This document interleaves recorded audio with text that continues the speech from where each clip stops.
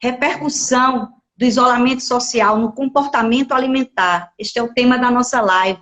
E a convidada que já está aqui conosco é a professora Luciana Orange. Ela é professora de nutrição do Centro Acadêmico de Vitória. Eu agradeço o convite mais uma vez, né? Fico muito feliz de estar aqui representando, né, o Alimente a Mente, que é o grupo de pesquisa. Fico muito feliz, né? Porque eu acho que esse tema ele é bem pertinente, né? Muitas pessoas vêm trazendo esse questionamento, né, a respeito da mudança, né, da alimentação, tendo em vista a situação da pandemia. Vamos tentar aqui ajudar, né, na medida do possível, a esclarecer essa relação. Bom, Luciana, eu peço inicialmente que você fale um pouquinho do seu trabalho, da sua formação acadêmica, né? E também do grupo de pesquisa Alimente a Mente, que a gente vai falar de uma pesquisa que ele está fazendo, mas aí a gente vai começar do começo, por você e pelo grupo. Estou no CAV, né? Sou professora do CAV desde 2009. Como você já colocou, eu sou professora do Núcleo de Nutrição, né? Faço parte das disciplinas relacionadas à nutrição clínica. Nesse momento eu estou afastada, que eu estou fazendo um pós-doutorado. Estava em São Paulo, vim por causa da pandemia, voltei para Recife. Eu ministro essas disciplinas, né, de nutrição clínica, e também algumas disciplinas em outros cursos, curso de enfermagem, né, e outros quando é necessário. Assim, eu fiz o mestrado e doutorado na UFPE também, né, sou filha da UFPE. Desde o início, né, do meu mestrado, assim, nessa carreira acadêmica, eu venho me dedicando a estudos relacionados à saúde mental. Inicialmente, eu e outros colegas que trabalham comigo hoje no CAP também, desenvolvíamos pesquisas, né, mas eram pesquisas com animais, voltadas mais para a questão da dependência de drogas. E às vezes é até estranho, né, um nutricionista inserido nesse contexto, porque às vezes as pessoas não conseguem visualizar muito o papel do nutricionista dentro da saúde mental, né?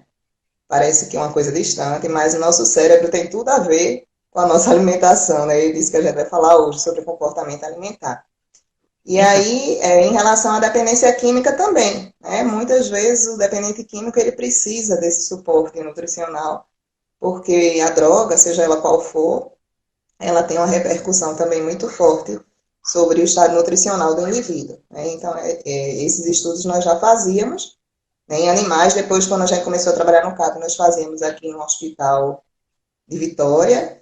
E agora, com esse aprofundamento, né, na área de comportamento alimentar, eu me interessei por esse tema, né? Eu digo sempre que eu tenho um pé na nutrição e um na psicologia. E aí a partir de pesquisas, né, de outros trabalhos, eu fui fazer esse pós-doutorado lá na Unifesp, né? A minha pesquisa ela é voltada para a questão da qualidade de vida, né, utilizando estratégias para mudança de comportamento, né, não só comportamento alimentar, utilizando a estratégia de mindfulness, não sei se você já ouviu falar, né, mindfulness e mindful eating, né, que é o mindfulness aplicado para a alimentação. E aí eu e outros colegas, né, tanto da UFPE como outras instituições parceiras, formamos esse grupo, né, que é o Alimente a Mente, que tem vários profissionais, nutricionistas, biólogos, psicólogos, estudantes de nutrição e professores, né, também de nutrição de outras áreas, e temos outros projetos, né, também. Eu gostaria que você falasse um pouco da diferença entre comportamento alimentar e hábito alimentar, para que as pessoas entendam o que é o comportamento e o que é alimentar e o que é um hábito alimentar. Embora os significados, né, as palavras parecem representar a mesma coisa, mas não. O comportamento alimentar ele é bem mais amplo, né? Então, o comportamento alimentar, a gente diz que é uma ação, né, que o indivíduo exerce sobre o alimento, desde a escolha desse alimento, influenciada por vários fatores, né, e dentre eles os fatores emocionais, psicológicos, até a ingestão e até o pós-ingestão, né? Como é que eu consumo esse alimento, o que é que esse alimento traz para o meu corpo, para a minha mente, por exemplo, né, nessa situação de pandemia. Que significado tem a busca de determinados alimentos? O hábito alimentar, ele já seria essa busca, né, essa escolha também alimentar, mas muitas vezes ela é condicionada, né? Então, a gente forma os nossos hábitos alimentares de quando nós nascemos, né, começamos a introduzir os alimentos, né, dentro da nossa família, depois dentro da sociedade, na escola, enfim, no nosso ambiente de trabalho. Mas não necessariamente o hábito alimentar ele é consciente, né? A gente diz assim. Muitas vezes é só uma repetição da prática de consumir aqueles alimentos. Por exemplo, aqui no Nordeste nós temos o hábito alimentar de consumir tubérculos, né? Raízes, inhame, macaxeira. Por quê? Porque isso faz parte da nossa cultura. Então, desde o nosso início da vida, a gente vê aquele alimento sendo ofertado, né, na nossa mesa e a gente consome, né? E porque já faz parte do hábito alimentar da família. Né? Já o comportamento, a gente diz que o comportamento determina o hábito, né? Porque ele é que vai, na verdade, dizer o porquê. Por que eu gosto de consumir inhame, por exemplo, né? No café da manhã. Né? Então, por que eu gosto de consumir quando eu estou ansiosa, nervosa, uma barra de chocolate? Né? Então, assim, são questões que não são só racionais, né? Envolve a questão emocional e psicológica também. E aí existem vários fatores que determinam o nosso comportamento, né? Dentre eles os fatores que eu já falei, psicológicos, emocionais, mas também os socioculturais, né? Os fatores religiosos, enfim, vários determinantes. A gente diz que existem vários determinantes que isso varia de um indivíduo para o outro. Então a gente pode dizer que o comportamento alimentar determina o nosso hábito alimentar, né? Então, Entendo. assim, embora pareça a mesma coisa, mas não é. O hábito faz parte do nosso comportamento, na verdade. Transtornos alimentares e comportamentos alimentares disfuncionais. A gente olha assim, é a mesma coisa, não? Porque, assim, o transtorno alimentar, na verdade, é um transtorno psiquiátrico, né? É um transtorno psiquiátrico do comportamento alimentar. E aí, esse transtorno, para que seja dado um diagnóstico, ele precisa estar dentro, né, de alguns critérios, né? Conferir alguns critérios que são determinados por instituições da área da saúde mental.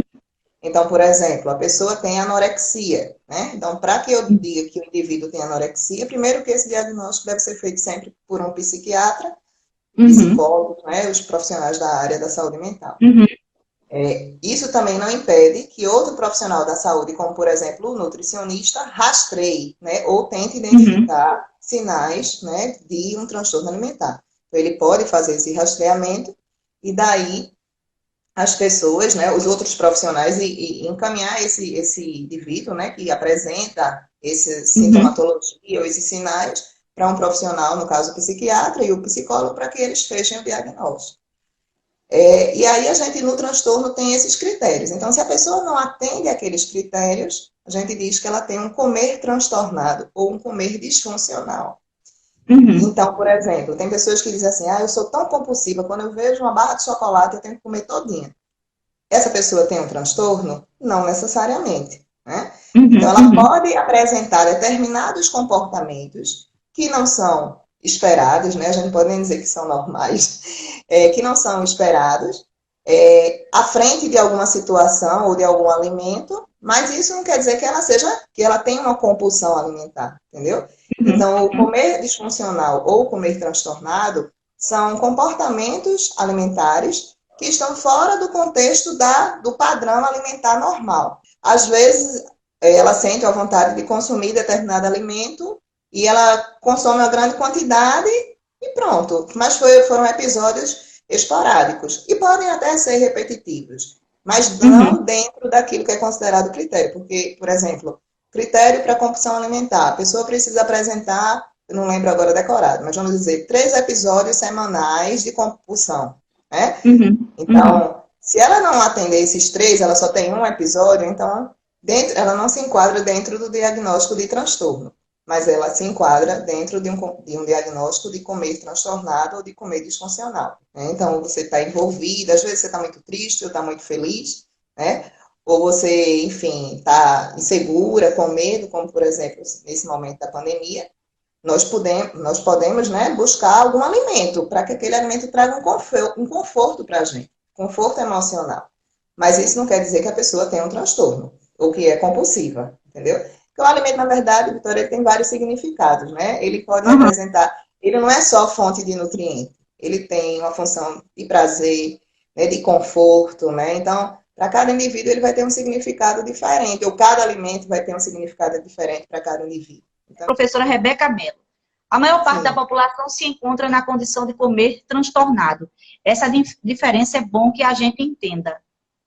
E ela isso complementa, mesmo. tem que levar em consideração também o impacto que esse comportamento causa na vida do indivíduo. E claro, né, que esse comer transtornado também pode trazer Uhum. repercussões, né, positivas e negativas, mais negativas, sobre a qualidade de vida desse indivíduo. Por exemplo, o excesso de peso.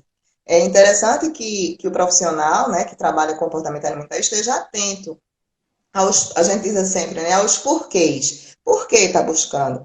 Né? E ensinar o indivíduo também a fazer essa reflexão. Né? Porque às vezes a pessoa come de uma forma tão inconsciente que nem ela sabe explicar o porquê ela comeu. Né? Então ela só sabe que comeu. Ela está Uhum. aqui, mas ela está pensando ou no passado ou no futuro. Então ela perde essa conexão com o momento, né? A gente diz com o ato de comer, e isso pode fazer com que ela consuma mais ou menos alimento do que ela realmente necessita. Que outras formas eu posso buscar para compensar, para trazer esse conforto que não seja o alimento? Né? Eu posso ler um livro, eu posso escutar uma música, eu posso ligar para alguém. Bom, sobre esse momento, né, que a gente está vivendo de isolamento social, embora a gente já tenha algumas medidas de relaxamento, o que é que vocês já observaram que está afetando na alimentação das pessoas? E se você acha que isso é algo que está ocorrendo agora, mas quando tudo isso, se Deus quiser, vai acabar, então quando tudo isso acabar, se essa mudança ela passa? Na verdade, né, assim, muitas pesquisas elas são observacionais. Né? Então, esse Uhum, relato dessa preocupação com o consumo, né, de alimentos e, consequentemente, na sua imagem corporal, que é a percepção que a pessoa tem da sua autoimagem, né? Então, assim, eu estou percebendo que eu estou engordando porque eu estou comendo mais nessa pandemia, né? Então, isso uhum, aí já vem sendo relatado desde o início, né? Desde as primeiras uhum, semanas que nós ficamos em isolamento, muitos memes, né, na internet. O isolamento, né, seja ele qual for, a situação de confinamento, ela traz várias repercussões emocionais e psicológicas. Então, uhum, isso já vem, já estudos antigos, né? Por exemplo, das pessoas que estão presas, né? Os presidiários, né? Como é uhum, que eles se comportam em relação à alimentação. Então, tem pessoas que ganham peso porque começam a consumir mais alimento. Em situação de pandemia, né? Como há mais de 100 anos nós não tínhamos uma pandemia aqui no mundo, né? E também no Brasil, isso é bem recente, né? Então, a gente tem poucos trabalhos publicados a respeito desses efeitos que a pandemia pode trazer sobre a questão da alimentação. Como já era esperado, esses estudos começaram a acontecer na Ásia, né, especialmente na China, e começaram a investigar, né, e também em alguns países da Europa, Espanha, Itália, e aqui no Brasil ainda não tem nenhum dado, né, assim, publicado. Muitos grupos, né, muitos pesquisadores estão também trabalhando nessa perspectiva. Então, o que é que a gente sabe? Que o isolamento, a situação de estar confinado, ela traz esse estresse, né? Fora isso, a insegurança. Será que vai chegar essa vacina, né? Será que uma hora diz que é em setembro, outra hora diz que é em dezembro, outra hora diz que é em janeiro? E quando chega essa vacina, né? Será que eu vou me contaminar? Será que eu vou contaminar outras pessoas? Será que eu estou doente e não sei? Então, são muitas incertezas, né? Isso acaba gerando uma série de situações mesmo, né? De emoções, né? Medo, insegurança, estresse, estresse, né? ansiedade. Sono prejudicado, exatamente, ansiedade, depressão. Para aquelas pessoas que não tinham, começam a desenvolver. E para as pessoas que já tinham algum transtorno psiquiátrico, como por exemplo as pessoas que têm uma ansiedade patológica, as pessoas que têm depressão, isso pode ser exacerbado, né? E Uhum, aí, como eu falei no início, a pessoa pode buscar na alimentação esse refúgio, né? Esse conforto. Então, eu estou dentro de casa, confinada, o que é que eu vou fazer? Vou comer, né? Estou nervosa, quero alguma coisa para me confortar. Então, isso aí tudo pode realmente trazer alterações no comportamento alimentar, como nós falamos no início, né? E, consequentemente, nos hábitos alimentares. Né? A gente não pode dizer que no período pós-pandemia, essas pessoas vão continuar com esse hábito alimentar, vamos dizer assim, né? uhum, Inadequado, né? Chamado inadequado.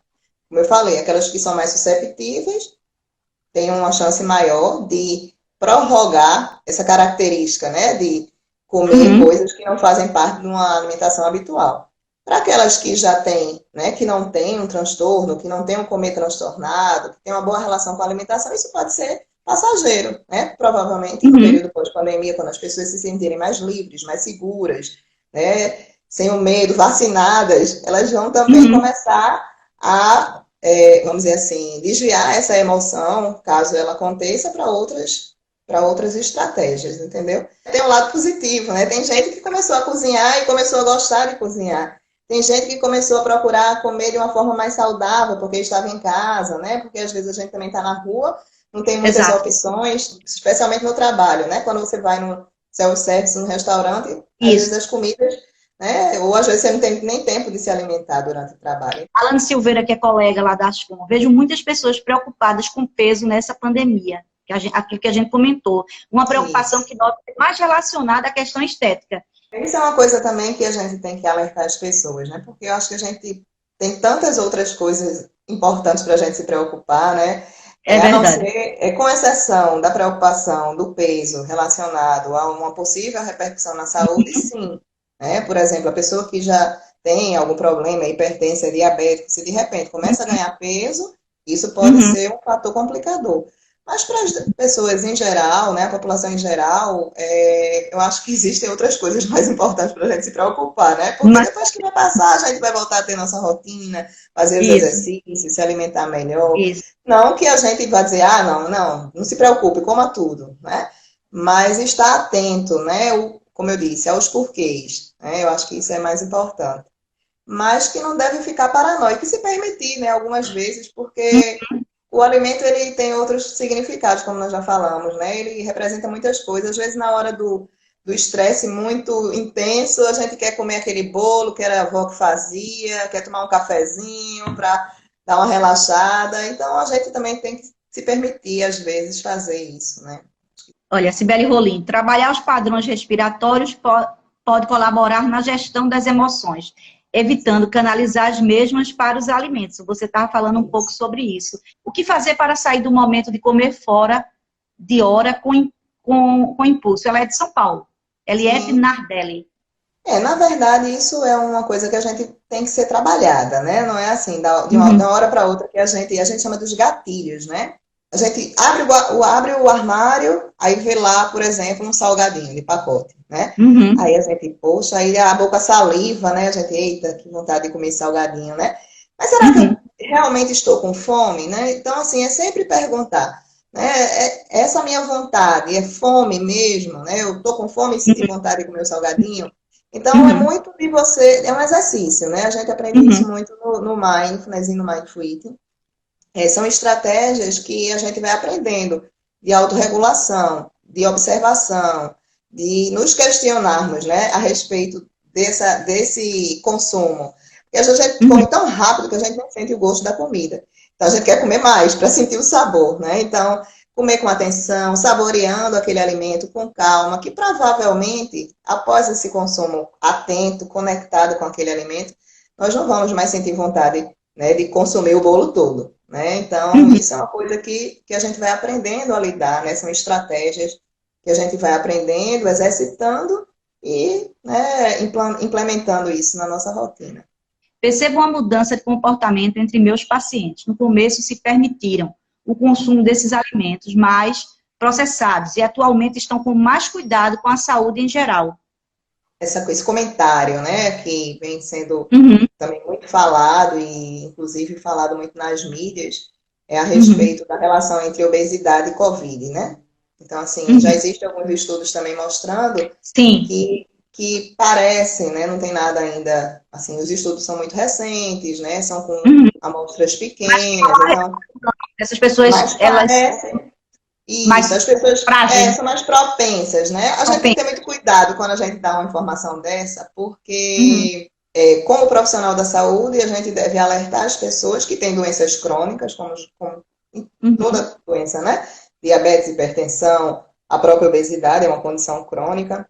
Deixar em alerta, e não necessariamente de dizer, olha, tá obeso, tem que emagrecer, porque isso também tem o outro lado da moeda, né? Então as pessoas podem se sentir, as pessoas que são obesas podem se sentir muito vulneráveis.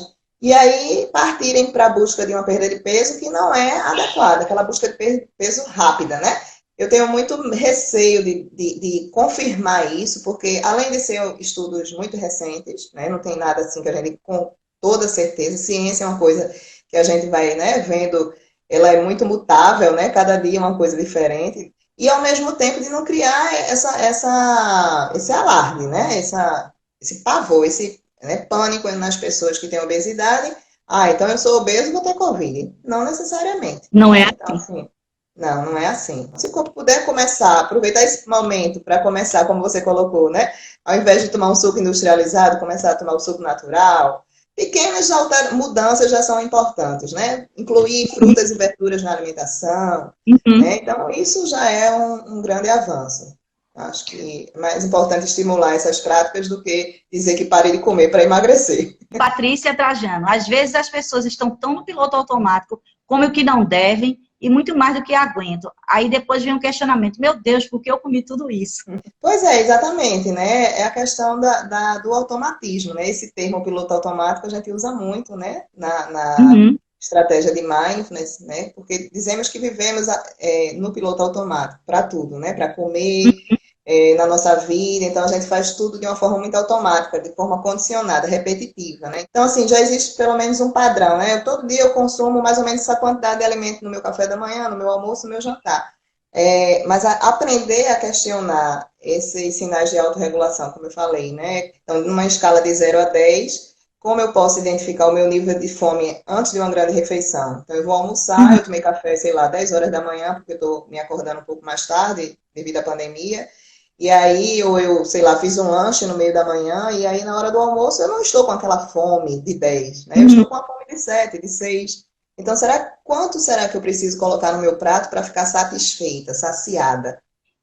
Sobre a pesquisa que vocês estão fazendo. O nome dela é Impacto do Isolamento Social e da Quarentena causado pela pandemia da Covid-19 sobre o comportamento alimentar e a autoimagem corporal. E vocês estão na fase de aplicação de um questionário online, não é isso? Essa pesquisa, como eu já falei, ela foi desenvolvida, né, por alguns integrantes do projeto Uhum. do Grupo de Pesquisa Alimente a Mente,